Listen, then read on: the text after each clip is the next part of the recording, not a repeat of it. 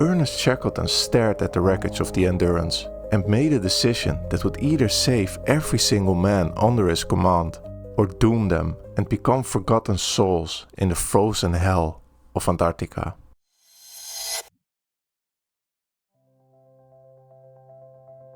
When we think about heroes, we often envision fearless warriors, different from the rest of us. But the truth about Ernest Shackleton's legendary rescue mission is far more human than you might expect. It's 1914. The world is tearing itself apart in the Great War. But Shackleton has his eyes on a different kind of conquest. He wants to be the first man to cross the entire Antarctic continent on foot.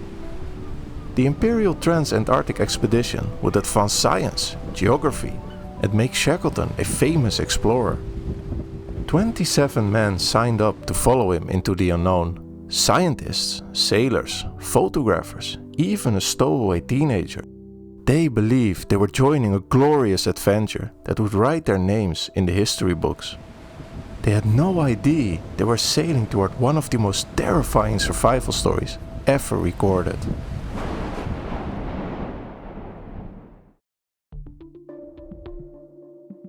Ernest Shackleton wasn't supposed to be a hero. Born in Ireland in 1874, he was the son of a doctor. Ernest couldn't sit still in a classroom. While other boys studied Latin, Shackleton dreamed of horizons that had never been crossed. At 16, he abandoned his education and signed up as a merchant sailor, determined to explore the world's most remote places. Over the next 2 decades, Shackleton worked his way up from ordinary sailor to certified ship's master, learning navigation, leadership, and survival skills on vessels all around the world. But his real dream was to become a great explorer. In 1909, he'd led the Nimrod expedition that came within 112 miles of the South Pole before being forced to turn back. So close he could almost taste victory. And just 2 years later, he could only watch as Norwegian rival Roald Amundsen claimed the prize. The failure gnawed at him. While the world celebrated Amundsen, Shackleton plotted his comeback. He would attempt something even more audacious than reaching the pole. He would cross the entire Antarctic continent, gathering scientific data along the way. Now, Antarctica isn't some winter wonderland.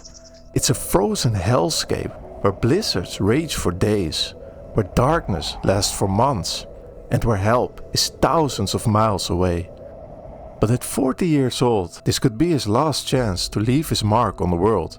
He'd already spent the family inheritance on this risky venture, leaving his wife Emily worried about their finances. But Shackleton was determined. On August 1st, 1914, the Endurance cast off from London. For 4 months they sailed through some of the roughest seas on the planet. But as they pushed deeper into the Weddell Sea that December, the ice was forming faster and earlier than anyone expected, positioning itself like a trap.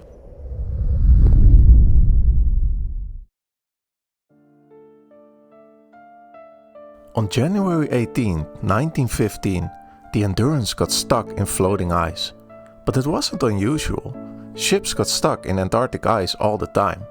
You just waited for an opening and then pushed through. Shackleton had done it before. But this ice was different. For 10 months, Shackleton watched the pressure build. Day by day, the ice squeezed tighter. The ship groaned and crackled. Shackleton knew they were in trouble, but he couldn't show it. The crew looked at him for answers he didn't have. But Shackleton understood that leadership wasn't about having all the answers. It was about keeping hope alive. So, instead of answers, he maintained daily routines, organized entertainment, and led by example. All while calculating how long their supplies would last if the worst happened. On October 27, 1915, disaster struck. Under relentless pressure from the shifting ice, the ship's hull began to buckle and splinter. They abandoned ship, and weeks later their home for the past 10 months finally disappeared beneath the ice. 28 men now stood on a pack of ice in the middle of the Weddell Sea. No radio, no rescue ship, no way to tell the world they were even alive.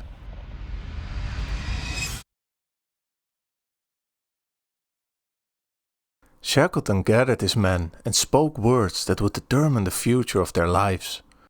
They were going home, walking. The plan was daring. They would drag their lifeboats across the ice until they reached open water and then sail to the nearest land. Except the nearest land was Paulet Island, 350 miles away, across ice that shifted and could shatter without warning. They started walking on October 30, 1915. Within hours they realized the ice had other plans. Every step was a battle. The surface looked solid, but underneath lurked crevasses deep enough to swallow a man whole. The sledges carrying their boats kept breaking through what appeared to be solid ground. After 3 exhausting days, they had covered exactly 1 mile. Shackleton made the hardest decision of his life. They would stop walking, make camp, and let the drifting ice carry them north toward open water. For 5 months, they lived like castaways on a frozen island that could break apart at any moment.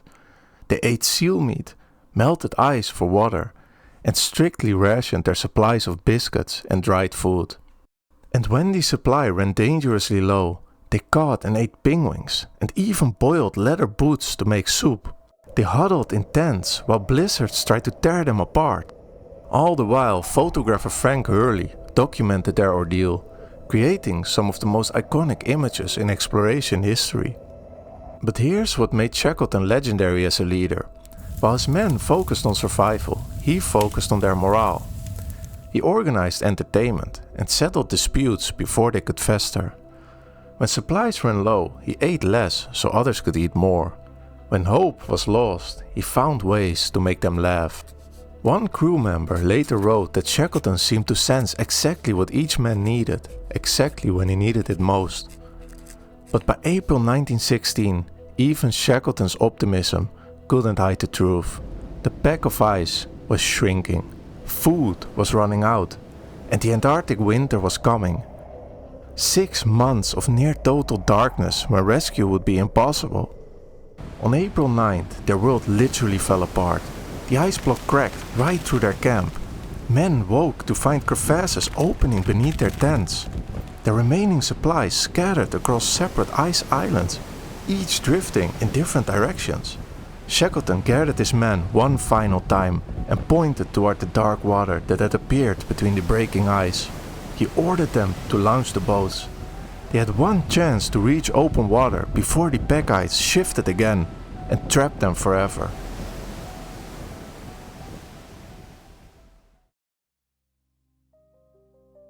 The Drake Passage is known as the most dangerous stretch of water on Earth. Waves 60 feet high, winds that can flip an iceberg, water so cold that the man might survive 5 minutes before hypothermia shuts down his heart.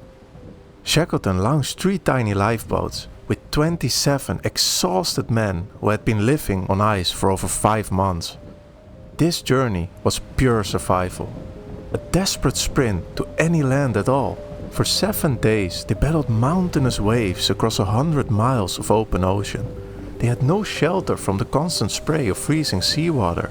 Their clothes froze solid to their bodies. Men hallucinated from exhaustion and dehydration. Some stopped talking entirely, their minds retreating to safer places. Navigator Frank Worsley performed one of the most incredible feats of seamanship, keeping 3 separate boats on course toward a tiny island in the vast Southern Ocean. A single mistake in his calculations could be the end for everyone. On April 15, 1916, they reached Elephant Island. It was barely more than a rock in the Southern Ocean. No trees, no shelter, no food except whatever seals and penguins they could catch. But it was land, the first solid ground they'd felt under their feet in 17 months. The men collapsed on the beach, some actually kissed the frozen rocks. They had survived what seemed impossible. But Shackleton knew Elephant Island was still a death sentence. No ship would ever find them there. No rescue mission would even know where to look. While his men recovered, Shackleton revealed a desperate plan. they would take their largest lifeboat, the James Caird, and sail 800 miles across the planet's most violent ocean to a whaling station.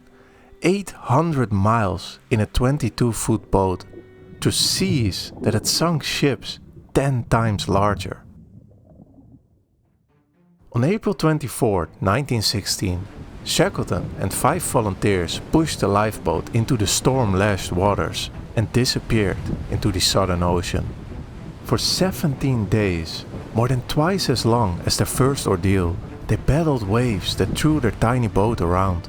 They constantly scooped ice-cold water to keep them from sinking. Navigator Frank Worsley again performed incredible navigation, using only brief glimpses of the sun through the storm clouds. On May 10, 1916, they spotted the cliffs at King Haakon Bay, South Georgia Island. But the struggle wasn't over. They had landed on the wrong side of the island. The whaling station was on the opposite coast, across 36 miles of uncharted mountains and glaciers that had never been crossed. Shackleton, Tom Crean, and Frank Worsley left the other 3 men on the beach and began walking across hostile terrain. For 36 hours straight, they climbed ice walls, crossed glaciers in complete darkness, and descended slopes so steep they had to slide down on their backs. On May 20, 1916, 3 exhausted men appeared at Stromness whaling station. But their suffering wasn't over yet. The first rescue ship couldn't break through the ice. 22 men were still trapped on Elephant Island, and winter was coming.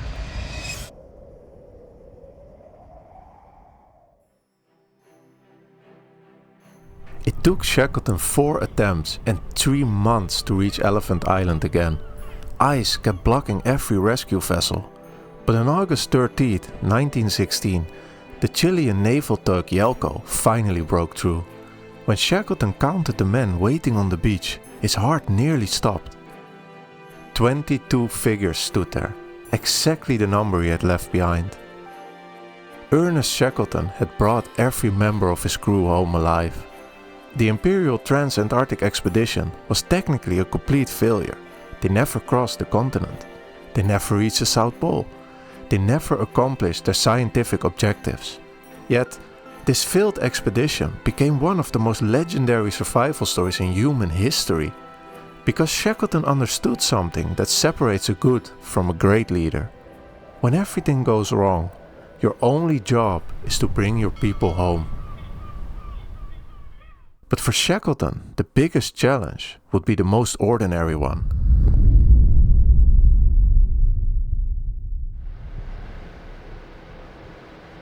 Shackleton returned to Britain as a hero. King George V knighted him, crowds cheered, and he wrote a best-selling book about the expedition. But the man who had conquered Antarctica couldn't conquer ordinary life. He struggled with crushing debts from the expedition. Business ventures failed. His marriage suffered from years of absence and financial stress. The restless explorer who had saved 27 lives couldn't save himself from his own wanderlust. In 1921, at age 47, Shackleton launched one final expedition, the Quest Voyage to Antarctica.